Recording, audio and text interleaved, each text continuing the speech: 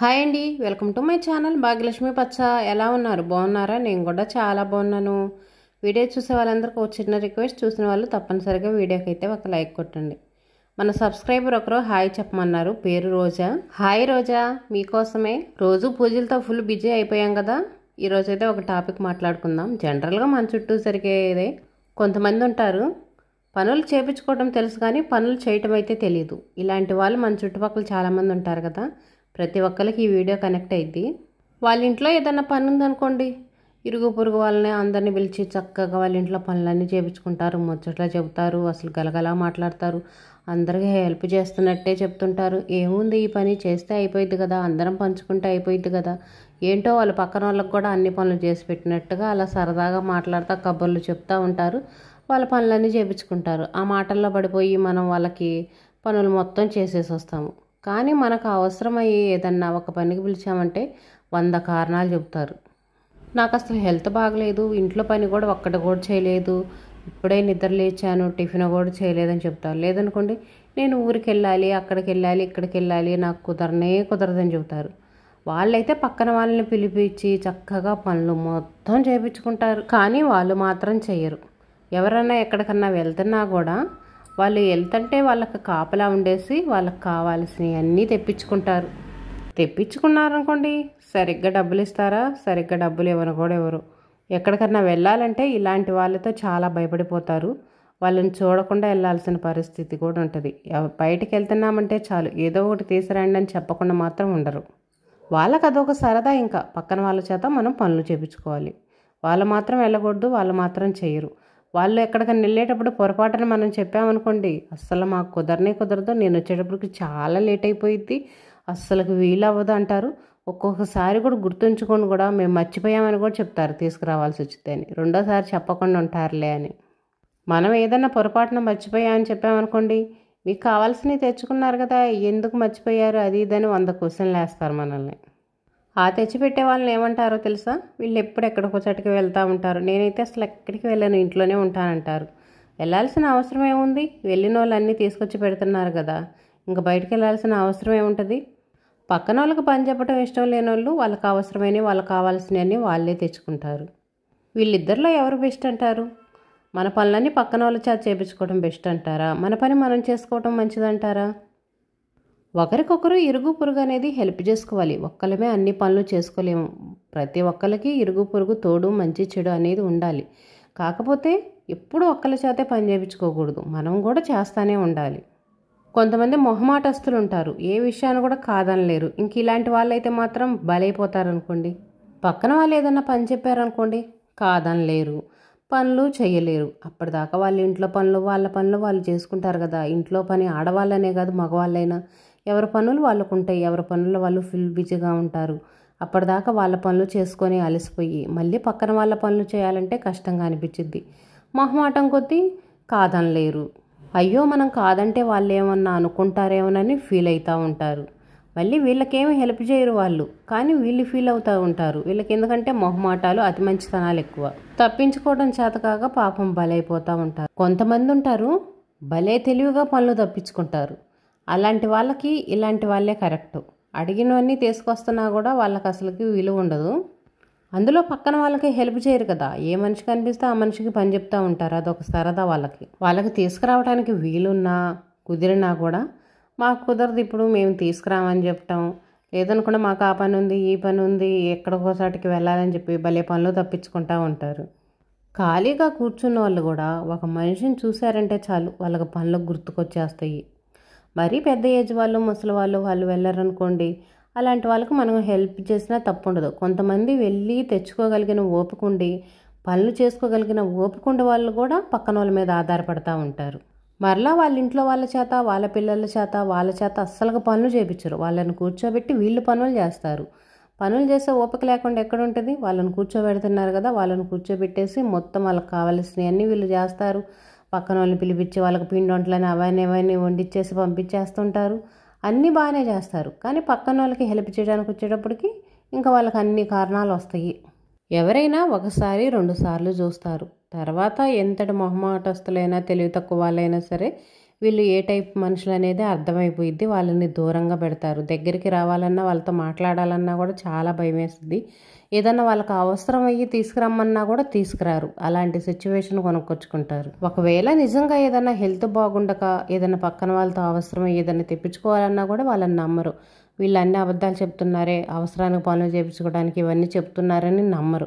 నమ్మకాన్ని కోల్పోతారు కదా. నమ్మకం కోల్పోయినప్పుడు ఇంకెవరు నమ్ముతారు? ఎవరూ నమ్మరు. మీ పనులు మీకు చేసుకోవడానికి అంత కష్టంగా ఉంటే పక్కన వాళ్ళు వాళ్ళ పనులు చేసుకొని మళ్ళీ మీ పనులు చేయాలంటే వాళ్ళకి ఎంత కష్టంగా ఉంటుందో ఒక్కసారి ఆలోచించుకోండి. మనమెంతో పక్కన వాళ్ళు కూడా అంతే కదా. ఎందుకు ఒకరి చేత అనవసరంగా మనం పనులు చేయించుకోవటం? మనం ఒప్పుకున్నంత వరకు మన పనులు మనమే చేసుకోవాలి కదా. ఒకరి మంచితనాన్ని అసమర్థతగా తీసుకొని మన అవసరాలకి వాడుకోకూడదు. మాటలు మాత్రం బాగా చెప్తారు. ఎందుకంటే వాళ్ళ అవసరాలకు పనులు చేయించుకోవాలి కాబట్టి. మేము అప్పుడు వాళ్ళకి హెల్ప్ చేసాం, వీళ్ళకి హెల్ప్ చేసాం, అది ఇచ్చేసాం, ఇది ఇచ్చేసాం అని చెప్తారు. అక్కడ హెల్ప్ చేసేది లేదు, పెట్టేది లేదు. హెల్ప్ చేసేవాళ్ళు ఎక్కడైనా ఎవరికైనా హెల్ప్ చేస్తారు. ఎక్కడో ఒక చోట హెల్ప్ చేయరు. ప్రతి ఒక్కరికి హెల్ప్ చేస్తారు. అవసరానికి ఆదుకుంటూ ఉంటారు. ఒకరి చేత పనులు చేయించుకోరు. ఏదేదో చెప్తూ ఉంటారు. అంటే మనం ఆ మాటలకి వాళ్ళ మాయలకి పడిపోయి మనం వాళ్ళ పనులన్నీ చేసి పెడతామని ఇలా కబుర్లు చెప్తూ ఉంటారు. చేసేవాళ్ళు ఎప్పుడూ చేతల్లో చూపిస్తారు కానీ మాటల్లో చూపించరు. అప్పుడే మనం కనుక్కోవాలి వాళ్ళని. వాళ్ళు మాకు అవి తీసుకొచ్చారు, ఇవి తీసుకొచ్చారు, అసలు డబ్బులే తీసుకోలేదు, వీటికి కూడా ఎందుకు డబ్బులు, వద్దులే నేనే తెస్తానులే అని తెచ్చారని చెప్తుంటారు. డబ్బుల్ని తీసుకోకుండా ఎవరు తీసుకొస్తారు? ఒకరోజు తీసుకొస్తారు, 2 రోజులు తీసుకొస్తారు, 3వ రోజు ఎందుకు తీసుకొస్తారు? తీసుకురారు. మనం వీళ్ళకి ఏమైనా తీసుకొచ్చేటప్పుడు డబ్బులు తీసుకోకుండా ఉంటాం కదా అని ఇలా చెప్తూ ఉంటారు. ఆ 2 సార్లు తీసుకొచ్చినవాడు 3వసారి అసలు వీళ్ళు చెప్తే వింటాడా? వీళ్ళ వైపు చూడను కూడా చూడ్డం. వీళ్ళెక్కడ తగిలారా బాబు అని ఆ వైపును రావటానికే భయపడిపోతారు. వాళ్ళ కాకపోతే వీళ్ళకని, వీళ్ళు కాకపోతే వాళ్ళకని ఎవరొకరికి ఇలా మాయమాటలు చెప్పి బురిడీలు కొట్టించి వాళ్ళ అవసరాలు తీర్చుకుంటూ ఉంటారు. వాళ్ళ పనులన్నీ చేయించుకుంటూ ఉంటారు. నిజంగానే ఇలాంటి వాళ్ళకి వాళ్ళ మాటల్లో పడిపోయి పనులన్నీ చేసి పెడతా ఉంటారు. ఒకళ్ళ కాకపోతే ఇంకొకళ్ళు ఎవరొకళ్ళు వాళ్ళ అవసరానికి వస్తూ ఉంటారు, పనులు చేయించుకుంటూ ఉంటారు. పొరపాటున మనం ఏదన్నా ఒక వస్తువు కొనుక్కున్నామని చెప్పామంటే చాలు, అది ఎక్కడ కొనుక్కున్నారు, ఎక్కడ తీసుకొచ్చారు, దాని రేట్ ఎంత, ఎవరు వెళ్ళారు, ఈసారి వెళ్తే నాకు కూడా తీసుకురండి అని దాని గురించి 100 క్వశ్చన్లు అడుగుతారు. కానీ వాళ్ళు ఏమైనా కొనుక్కున్నారంటే ఎంత సీక్రెటో పక్క మనిషికి చెప్పని కూడా చెప్పరు. అవసరానికి పనులు చేయించుకుంటారా? ఇలాంటి వస్తువు ఏదైనా కొనుక్కున్నారంటే పక్కన వాళ్ళకి చూపించరు, కనీసం చెప్పని కూడా చెప్పరు. మరలా వీళ్ళు బాగా డబ్బున్నోళ్ళేమో అనుకుంటారేమోనని భయం వాళ్ళకి. ఎవరు చెప్పినా చెప్పపోయినా ఎవరి స్థితిగతులు ఏంటియో ఎవరికి తెలియకుండా ఉంటుందా? చూస్తూనే ఉంటాము, అన్నీ తెలుస్తూనే ఉంటాయి.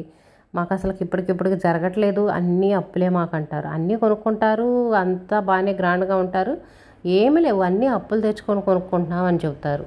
మన దగ్గర ఉన్నప్పుడు ఏమీ లేవు, అన్నీ అప్పులే అన్నాం అనుకోండి, నిజంగానే తదాస్తు దేవతలు ఉంటారు. తదాస్తు అన్నారనుకోండి, ఉన్నవి కాస్త పోయి అప్పుల పాలవుతాము.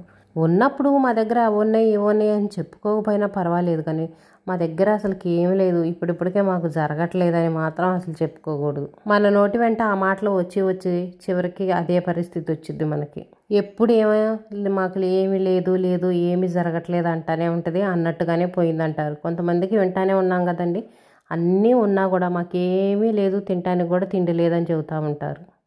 కానీ ఒకవైపున ఆస్తులు కొనుక్కుంటూ ఉంటారు. 10 రూపాయలకి 5 రూపాయలకి పక్కన వాళ్ళ మీద ఆధారపడి అవసరాలకు అయ్యని తెప్పించుకుంటూ ఉంటారు.